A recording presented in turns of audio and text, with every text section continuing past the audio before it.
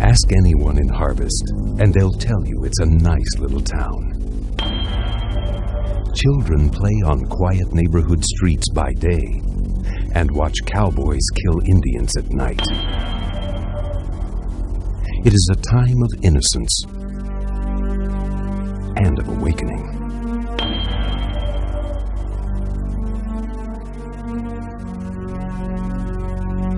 I'm telling you, as weird as it sounds, I don't know you. Any of you. I don't know where I am, or even who I am. Somebody tell me who I am! Stop it, you're being silly. Honestly, all this fuss, you're giving your brother the heebie-jeebies. You're my son. You've lived in Harvest all your life, and in 2 weeks, you're getting married. Something really weird is going on here. You've lost your memory? And I can't remember anything. Anything. Except you.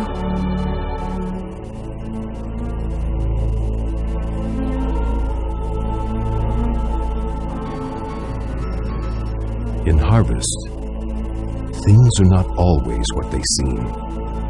Secrets are kept behind closed doors. And if you're smart, you leave them there. I feel like something is bearing down on me. Something terrible. I know what you mean. I can't remember anything. But I know in my heart that the woman downstairs is not my mother. I'm scared. Harvest is a quiet little town, and the people there want to keep it that way.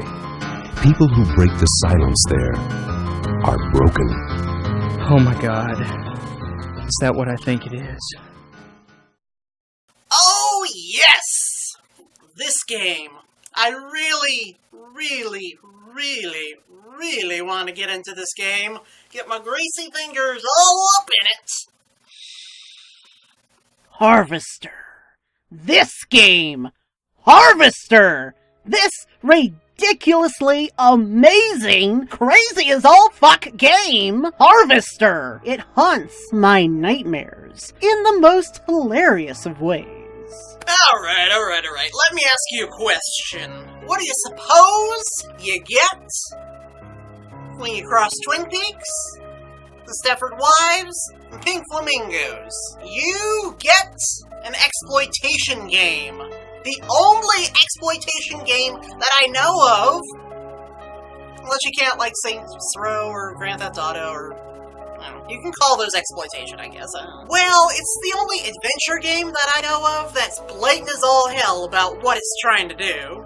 Harvester is the exploitation genre personified in all its hilarious, nasty, offensive, perverted glory. Besides that, it's also a prime example of the 90s era mindset. The oddball weirdness. The absolute what the fuck, I just want to save my game and I suddenly feel like I'm stuck in a Soundgarden album cover kind of feeling. Followed by a hatred for the Macarena, a love for Pete and Pete, and all things Nickelodeon, and a sense that the Latin fad will come into vogue sometime whenever Ricky Martin becomes a thing and everyone's forgotten about that Rico Suave dickweed. And whenever Seattle grunge music starts running low on its supply of teen angst and aging middle-aged punkers held over from the 70s and 80s.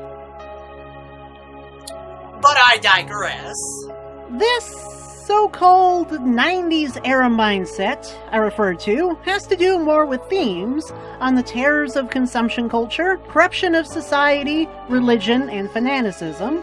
Wasp Woman may as well be a goddamn Generation X prophet for the ages. Oh yes! Oh yes! This game totally gets philosophical on our asses. And I'm not the least bit surprised. Because, you know, early 90s, it was that kind of time. Just watch this movie. Watch this movie. You'll get it. You'll understand. It was weird. Delightfully weird. I like weird. All these old people. All these weirdly happy, well-adjusted old people with their painted-on clown smiles. Each one of them concealing dark, foreboding secrets. Shit ain't right in the town of Harvest, population 51. Question is, though, do you have the stomach for the truth? 'Cause Lord knows, John Waters does! And when I have to bring up the likes of John freaking Waters, you know stomachs are gonna be a-churning? Like a butter churner? Churning, you know, not particularly butter, but, you know, something like butter that's real nasty that just happens to have the consistency of butter. But, my comrades, we have only scratched the surface here. We're gonna get into the meat and guts of this game later on. This delightfully campy game is the brainchild of writer-slash-director Gilbert P. Austin, who is known for his work on Wing Commander and Strike Commander, published and developed by defunct Studio A and defunct Studio B, who were both involved in games I've never heard of, so who gives a goddamn cocksucking fuck? Harvester was first released on my 6th, or maybe 7th or 8th birthday, of September 25th. 1996. After 2 whole years of having fat, lazy-ass programmers too busy scratching their asses to finish the damn programming. But c'est la vie, c'est la vie, c'est la vie. Despite commercial failure and the states and controversy in Europe and Germany, this game has long since gained a cult following. This game was re-released on GOG and Steam in 2014, to lukewarm reviews. Today you can find the Harvester Facebook fan page that has interviews with everyone who was involved with the making of the game, and all sorts of other goodies over there. And right over here on the YouTubes, there is The Harvester Show, which is some guy who speaks broken English, who analyzes original scripts and other material that were made for the game. I have no idea who the hell this dude is, but it is well worth the watch if you are a fan of Harvester, so by all means, please go check that out. As for the game itself, I have problems with it. I have problems with just about every single damn game I've ever goddamn played. But by God, this game, oh my God! This game must be played to be believed.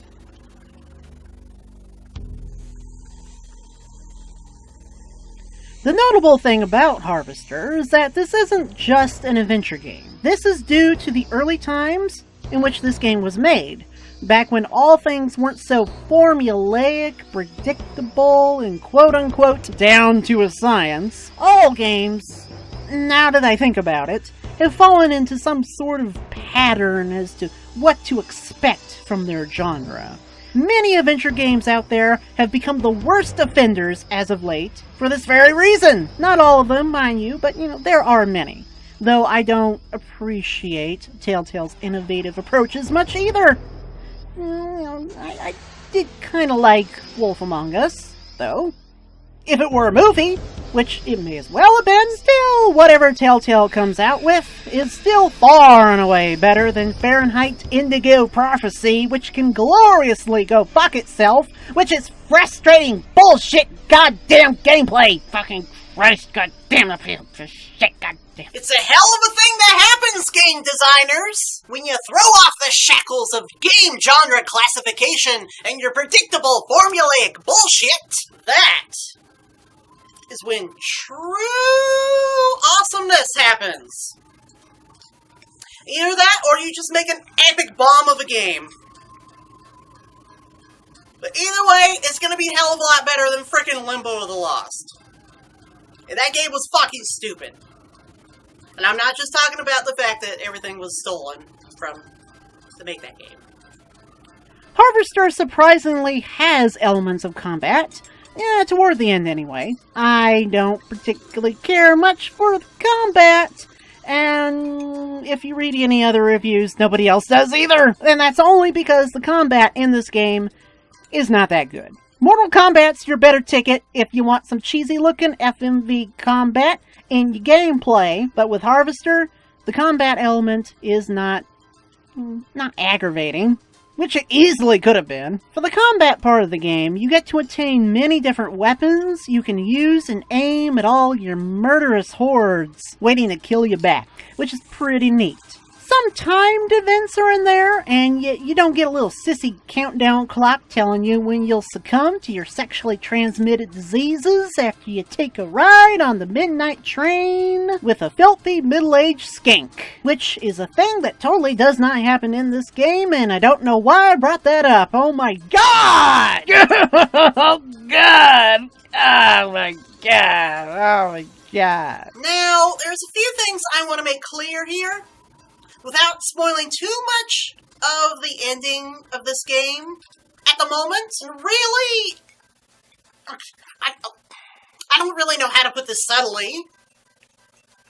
I mean, there's no easier way to say it, really, but as great as this game is, and dear God, this game is fucking fantastic. Please play this game. Play this game right now if you're a fan of exploitation, blood and gore, Evil Dead, whatever. Play this game. Now. Do it. Whatever. Who gives a fuck what I say? Still, despite how great this game is, the ending kind of confuses me. A little bit. Your character spends most of the game doing, things that are not exactly moral, per se. And to top it all off, you are faced with perhaps the biggest what-the-fuck choice imaginable in the end. Then again, what else was I supposed to expect, coming from a game in which its tagline is, and I quote, the most violent adventure game of all time. To make any attempt to understand the ending of this game, we have to understand what the intent of making this game was to begin with. And yes, there is a perfectly valid intent, seemingly, quoting from the all-powerful behemoth of questionable and incomplete knowledge. Writer/director Gilbert P. Austin was against any kind of censorship, as he wanted this game to serve as an examination of the controversy about whether violence in media creates or is created by violence in society. Now, this was a hot topic back in the day with Moral Crusaders. Mortal Kombat was quite controversial back in the day because of its own violent, exploitive natures. Hence the phrase, Fatality. This bickering still goes on even to this day with your Grand Theft Autos and your Saint Rose and whatnot. Sort of like art, imitating life, imitating art, imitating life, and all that. As much as the ending was, shall I say, disturbingly appropriate, or appropriately disturbing, take your pick. And after many an hour wasted overthinking this, I think I have come to an understanding as to what Mr. Gilbert P. Austin was trying to do here. This game serves as a self-examination of yourself in regards to what's real and what isn't?